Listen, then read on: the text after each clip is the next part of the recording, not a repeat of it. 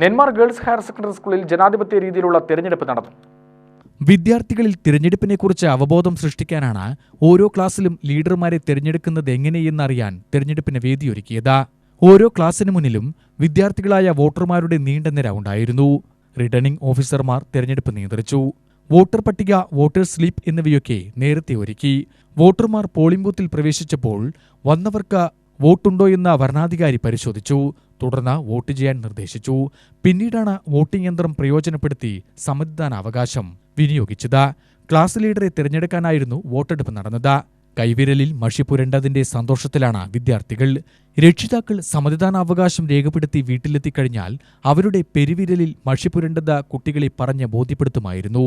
അതിപ്പോൾ കുട്ടികൾ നേരിട്ട് അനുഭവിച്ചു കഴിഞ്ഞു. ഭയം കൂടാതെ വോട്ട് രേഖപ്പെടുത്താൻ കഴിഞ്ഞതിന്റെ ആവേശത്തിലാണ് വിദ്യാർത്ഥികൾ.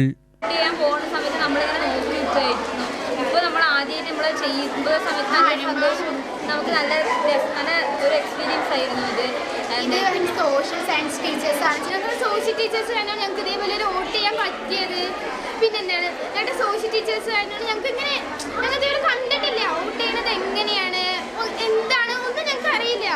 പേരൻസ് പോണതും പേപ്പർ കയ്യിലിത ഇത് കൊണ്ടുവരും, എന്താണ് ഞങ്ങൾക്ക് അറിയില്ല. ഇത്രയൊക്കെ പേരുണ്ടായിരുന്നു, കുറേ പേരുണ്ടായിരുന്നു വോട്ട് ചെയ്യാൻ. ഞങ്ങൾ ഇത് പിടിച്ച് അമുത്തി അവർ അത്രേ പറയുള്ളൂ. ഞങ്ങൾ പേടിയില്ലാണ്ടാണ് ഞങ്ങൾ ചെയ്തത്.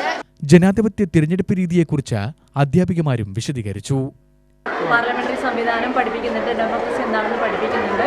അതിൻ്റെ ഭാഗമായിട്ട് സ്കൂളുകളിലും അതേ രീതിയിലുള്ള ഒരു ഇലക്ഷൻ നടത്തണമെന്നുള്ള ആഗ്രഹം കഴിഞ്ഞ വർഷങ്ങളിൽ ഉണ്ടായി. അതിൻ്റെ ഭാഗമായിട്ട് കഴിഞ്ഞ വർഷം ഈ വർഷവുമായിട്ട് നമ്മൾ ഡിജിറ്റൽ വോട്ടിംഗ് സംവിധാനം അല്ലെങ്കിൽ വോട്ടിംഗ് മെഷീൻ ഉപയോഗിച്ച് എങ്ങനെ വോട്ട് ചെയ്യാം എന്നുള്ളത് ലാപ്ടോപ്പുകളിലൂടെ കുട്ടികളെ പരിചയപ്പെടുത്തി നിർഭയമായ രീതിയിൽ അതുപോലെ നേരോടെ നമുക്ക് ചെയ്യാനുള്ള ഒരു സംവിധാനം അവരുടെ മനസ്സുകളിൽ ഉണ്ടാക്കിയെടുക്കാൻ ഈ ഒരു പ്രവർത്തനത്തിലൂടെ സാധിച്ചു എന്ന് ഞങ്ങൾ വിശ്വസിക്കുന്നു. ഓരോ ക്ലാസ്സിൽ നിന്നും 5-6 വിദ്യാർത്ഥികൾ നാമനിർദ്ദേശ പത്രിക സമർപ്പണം നടത്തിയിട്ടുണ്ടായിരുന്നു. അതനുസരിച്ചിട്ടാണ് ഇവിടെ വോട്ടിംഗ് സംവിധാനം ഞങ്ങൾ ഒരുക്കിയിട്ടുള്ളത്.